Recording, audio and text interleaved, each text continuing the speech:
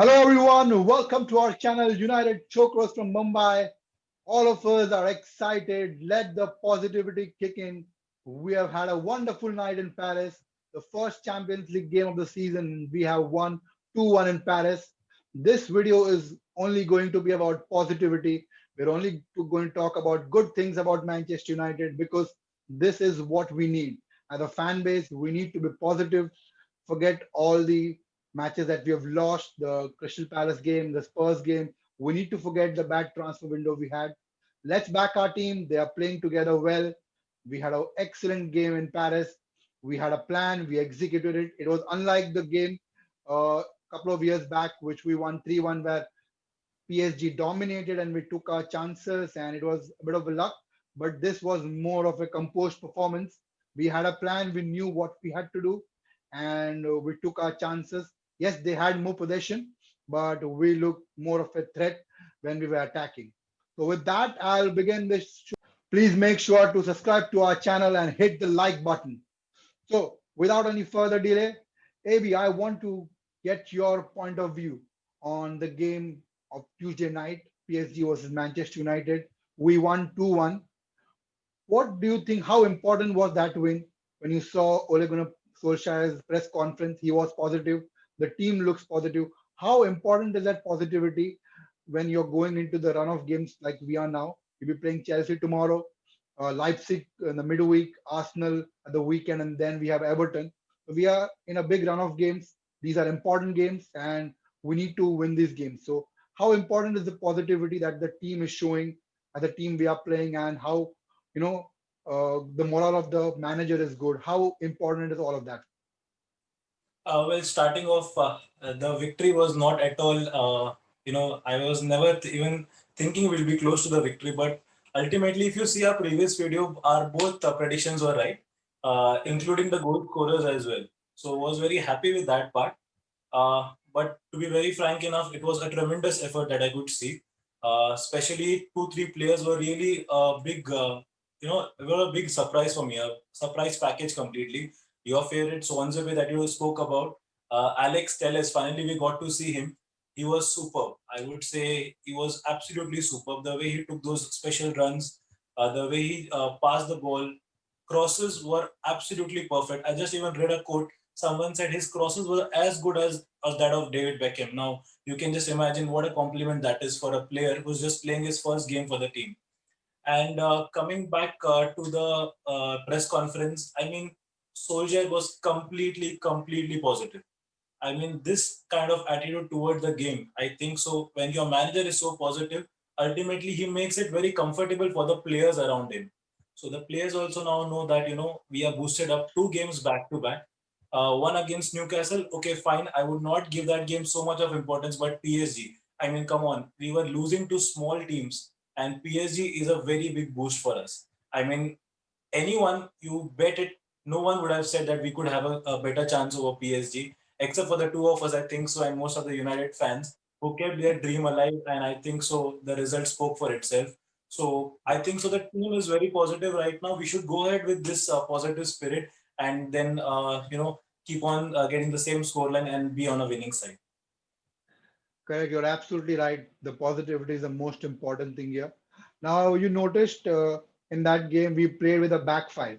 That's because we our plan was to defend, to make sure hit them on counter attacks. And since we are going in their den and playing against them, now do you think should we start with the same starting lineup, back five, or should we switch to a 4-2-3-1? Because we're now playing at home.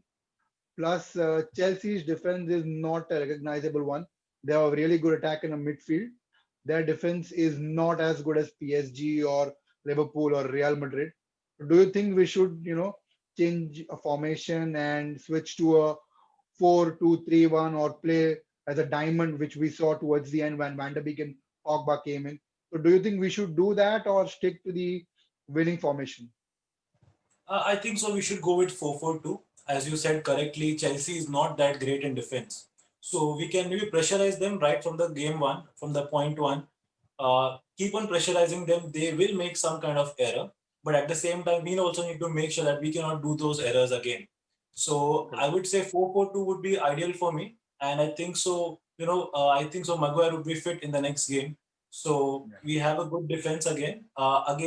Thinking about Maguire, it's still like a more of 50-50, but looking at it, his goal against Newcastle, I think so. He has the confidence to start, and we should go with 4-4-2. What do you have to say about the formation? The same one or a difference for you? Yeah, I think we should go with the 4-2-3-1, or maybe play a diamond wherein we have two attackers and then four midfielders and four defenders. Uh, because that would give Van der Beek and Pogba a chance. But I think Solskjaer is confident with the Fred and McTominay at this point in time, and he would prefer Pogba and Van der Beek staying on the bench as of now. Yes, they will get their turn because it's a big season and there will be injuries and suspensions. But I think he will go with 4-2-3-1. The only fight for the place will be between Shaw and Teles because they both really played well. Now, that's actually a good point we have spoken about, because I want to ask you, since you said Maguire is fit, okay, and also if you notice, Cavani is available for this game and Martial is suspended. So here's my question to you, and this is a difficult one. We started Tuanzebe, Lindelof, and Shaw as centre backs. The three of them really played well.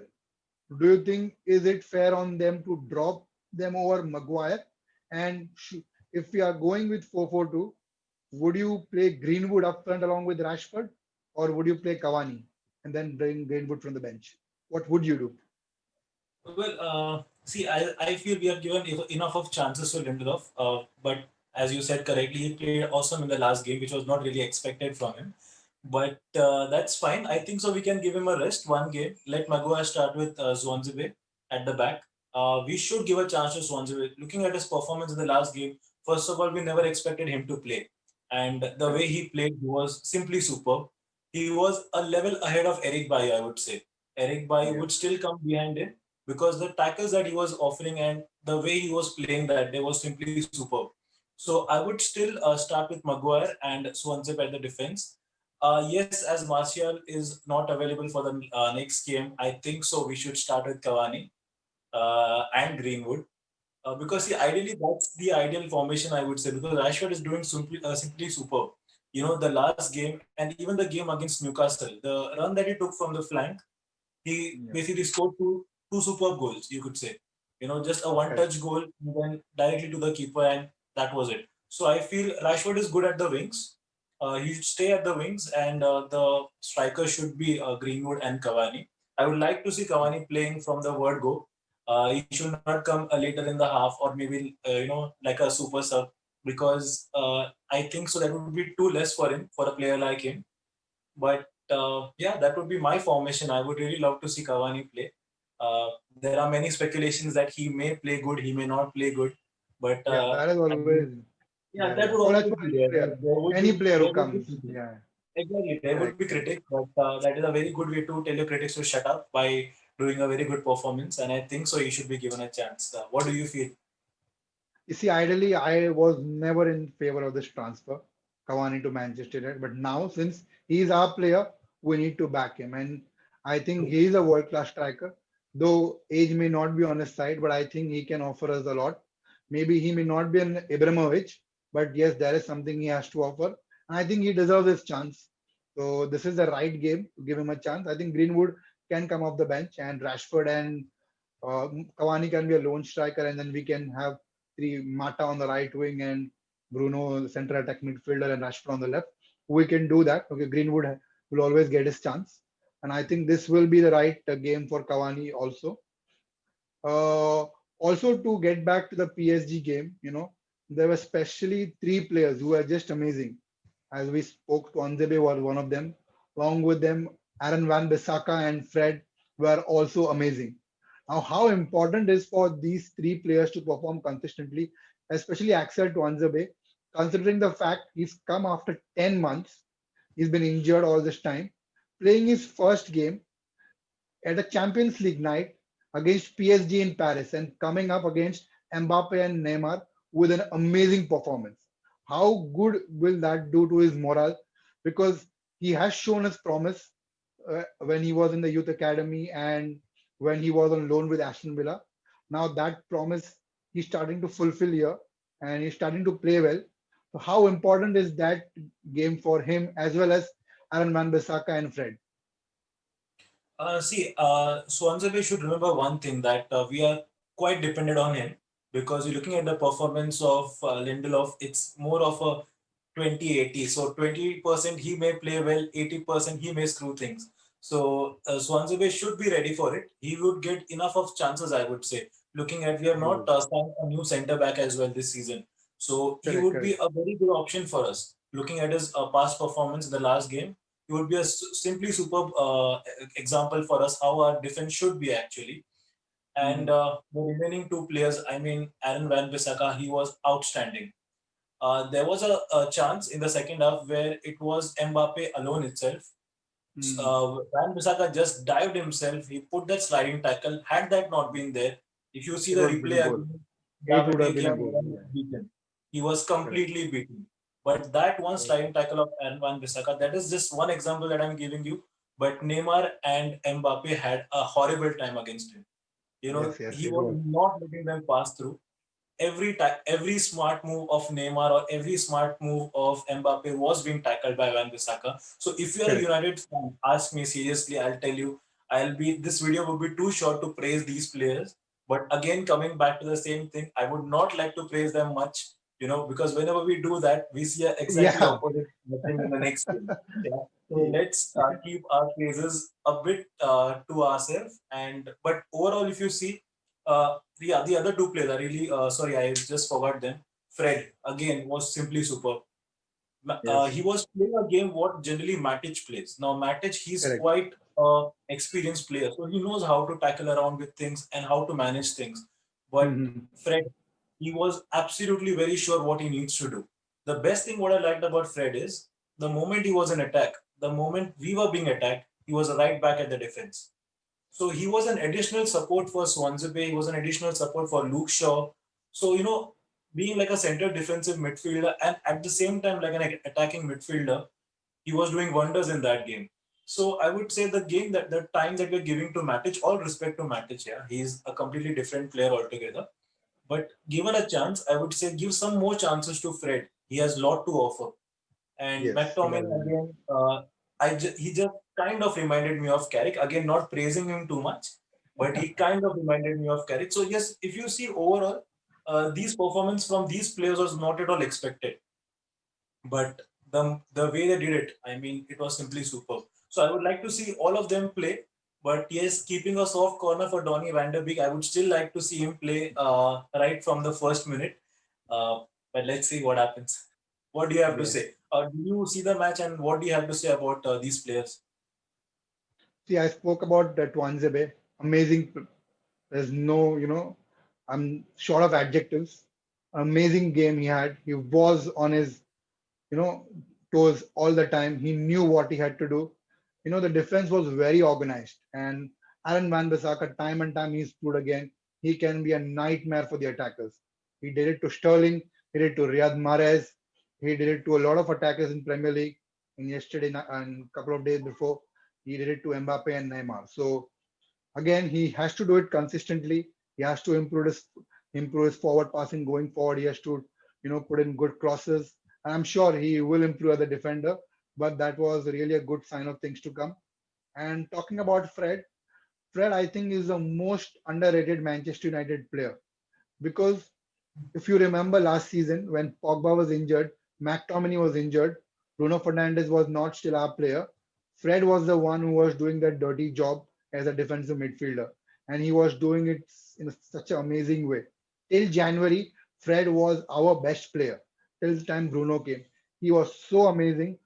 And the point is that he is always underappreciated. Also in the game against Sevilla, he was so good. Considering the fact our other midfielders, Pogba was not all that good, our defenders were not good, but Fred did his job.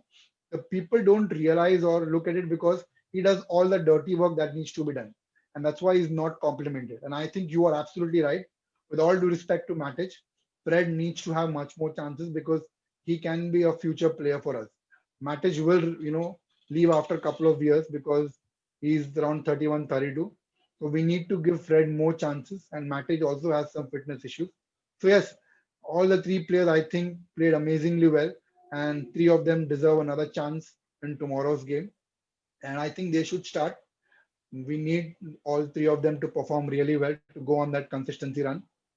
So yes, us important for us to start all these three players and to win the game. Now, this is the fun part. If you watch our last time's video, we predicted a scoreline. I said 2-1, you said 2-1. I said Bruno Fernandes will score our first goal. I said second goal, maybe Martial, maybe Rashford. But you stuck to your point, it would be Rashford, and it was Rashford. So I want to know your point of view, your scoreline prediction for tomorrow's game, because your scoreline predictions to be a good champ for us. So what would be your prediction for tomorrow? Well, first of all, I think so. I should have invested some money in the betting part, so I could have at least won some good amount. But nevertheless, I was very happy with the score line. Looking at tomorrow's game again, I would say it might be a 2-1 again for us. Hmm. The goal scorers would be Bruno Fernandes for me, and I think so. If Cavani would start, I think so it would be Cavani. He would score a debut goal. That is a very strong opinion that I feel. If he doesn't start, then I think so it would be Greenwood, but not Rashford this time. What do you have to say about it? I'll say this time it would be Pogba and Greenwood. 2-0 to us. I think we'll come out with a clean sheet. And I think Maguire will put in a solid performance. And the scorers will be Pogba and Greenwood. I somehow feel Pogba will start tomorrow and Greenwood will come off the bench and score. That's what my intuition is. I want Cavani to score if he starts because that would again be a huge moral boost for him. So yeah, that would be my prediction 2-0. If we can get a third goal, nothing like it. It would again boost our morale and go forward into the games against Leipzig and Arsenal. We'd go into those games with much more confidence. So guys, with that, we'll come to end of this video. Maybe what do you have to say? Well, I just have to say that every time as we end up the video, I would always say that we only wish that we end up on a winning note. So the next time that we make a video, even though if no one is boosted, we both are boosted up to make more videos looking at the wins. So I just would like to just share one more thing before we end the video. If there is any feedback that anyone needs to give us regarding our videos, if we need to improve, you can certainly put it in the comment box. And apart from Absolutely. that, please do like and subscribe our videos. Your comments, your feedbacks are most appreciated, and we'll look forward to improve on that. And that would be it from my end. My friend Devi, you can take it forward and we can meet next time. Yeah, absolutely. So there's nothing else I want to say. I will be watching the game tomorrow. All the fans, like I said, the positivity needs to kick in. I would urge all our fans to go on social media and post positive posts, boost our team, back our team. Our board hasn't backed the manager and the team. So I would request all the fans to back our team and the manager for the upcoming games. So, that would really be a huge morale boost for our team, considering the fact they are playing in the empty stadiums. Okay, that's it for now, guys. Thank you very much for watching the video and you take care of yourself. Bye bye. Goodbye.